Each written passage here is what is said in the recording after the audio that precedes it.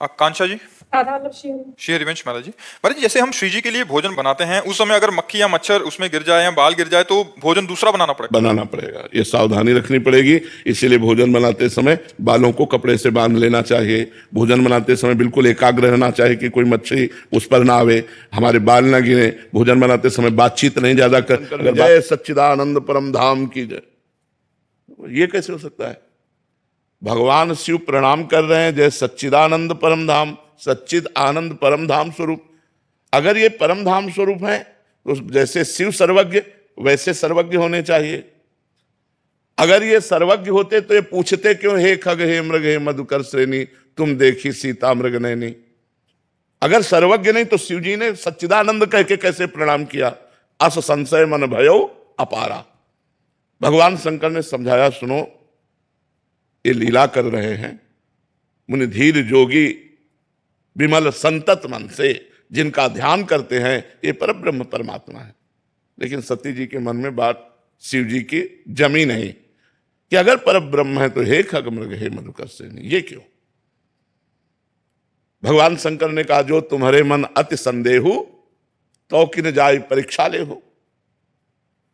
गई और सीता का रूप धारण किया कि अगर ये राजकुमार दशरथ नंदन है तो देखते ही कहेंगे आओ सीता मिल गई, आओ आओ सीते आओ। हे खग हे मृग, जब रो रहे हैं तो देखते ही गले लग जाएंगे सीता, बस हम समझ जाएंगे राजकुमार हैं। लेकिन जो ही लता से निकली तो उनका दशरथ नंदन राम, हे भवानी आपको प्रणाम करते हैं और आप वृषभध्वज भगवान शिव के बिना कैसे? कहा बहोरी, कहां वृक्ष केतु, वृक्ष केतु जिनकी ध्वजा में धर्म का चिन्ह है, विपिन अकेली फिरो के ये अकेले कैसे भगवान शंकर के बिना? सती जी कांप गए क्योंकि तुरंत प्रणाम किया भगवान राम ने। सती जी कांप गई।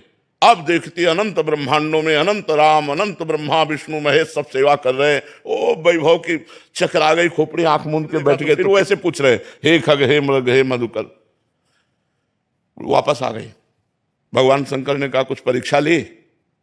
तो इतना भयभीत हो चुकी थी भगवान की महिमा देखकर, उनका कछु न परीक्षा लील गुसाई कीन प्रणाम। तो कोई परीक्षा नहीं ली, बस जैसे आपने प्रणाम किया था वैसे ही हम प्रणाम करके आ गए। भगवान शंकर ने कहा ऐसा कैसे हो सकता है? मेरे कहने पर संदेह नहीं गया और वहां केवल प्रणाम करके चली आई, झूठ। तब देखो शंकर धरि ध्याना, सती जो चरित कीन सब जाना, शिव संकल्प कीन मन माही, यही तन भेंट सती यमुना। जाओ मैं तुम्हारा परित्याग करता हूं, आज से मैं पत्नी पद पर तुम्हें नहीं बैठा लूंगा, क्योंकि तुमने सीता का रूप धारण किया और सीता हमारी मां के समान पूज्य है। सबकी बुद्धि को प्रकाशित करने वाली देवी सती है। या देवी सर्वभूतेषु बुद्धि रूपेण संस्थिता, नमस्तस्यै नमस्तस्यै नमस्तस्यै नमो नमः। जब उनको सगुण चरित देख करके संशय हो गया तो और किसको नहीं हो सकता? इसीलिए कागभूषण जी कहते निर्गुण की महिमा समझना सहज है, लेकिन सगुण की महिमा। जब भगवान अपने सखाओं के साथ श्री बाल कृष्ण बैठे हुए हैं वृंदावन की कुंज में, कोई केला का पत्ता, कोई ढाक का पत्ता, ऐसे बड़े बड़े पत्तों में अपनी अपनी भोजन सामग्री निकाली। एक ने मुंह में छाछ डाली बड़ी मीठी, इशारा किया कन्हैया को मुंह से मुंह में ट्रांसफर। ब्रह्मा जी देख रहे हैं परब्रह्म है। अहीरों के छोरा अपने मुंह की जूठन उनके मुंह में डाल रहे हैं, पहले कोई नहीं देता। क्यों? क्योंकि पता नहीं खट्टी हो, हमारे कन्हैया को खट्टी लग जाए। पहले स्वयं दाल भात, हाँ बढ़िया, अब वो अंदर जाएगा नहीं, अब वो कन्हैया के मुख में जाएगा। भगवान भाव के भूखे है ना, जैसे सबरी जी के बेर। तो भगवान सखाओं का उच्छिष्ट पा रहे हैं। हर सखा पहले माखन मिश्री जो भी है पहले पाके देखता है, स्वादिष्ट तो कन्हैया के मुख में देता है। ये बात देखकर ब्रह्मा जी को आश्चर्य हो गया, परब्रह्म कैसा? ये ब्रह्म है। उतने में किसी सखा ने कहा कन्हैया बछड़े तो बहुत दूर चले गए, बोले तुम सब पाओ, हम अभी ला रहे हैं। वही दाल भात का कवर हाथ में लिए हुए, बंसी फेट में खुशी हुई, बछड़ों को खोजने गए। ब्रह्मा जी ने सखाओं को गायब कर दिया, अपनी मायामयी नींद में सुला दिया। अब देखा कि बछड़े नहीं दिखाई दे रहे, तो चलो सखाओं को बताएं चल के, तो यहां तो सखा गायब और उधर बछड़े गायब, सखा बछड़े सब गायब कर। भगवान ने देखा कि अच्छा ब्रह्मा तुम्हारी ये कला है। अरे है तो बालक लेकिन सबके बाप है, उन्हीं की नाभि कमल से तो ब्रह्मा पैदा हुए।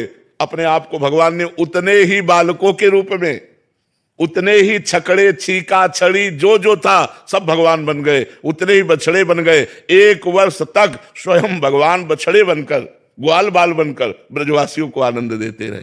तो भगवान की जो सगुण लीला है इसको जानना बड़ा कठिन है।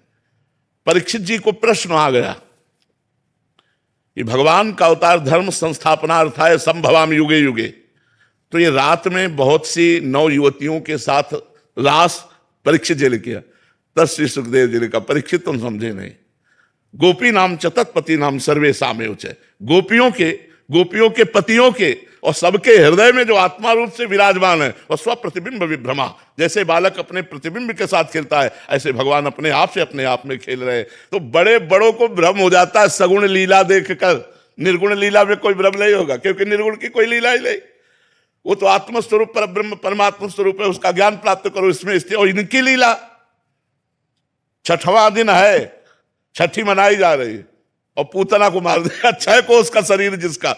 अब कैसे समझ में आवे इनकी लीला है। जो पर ब्रह्म परमात्मा एक पैर अपना बढ़ाते हैं तो ब्रह्मलोक तक चला जाता है।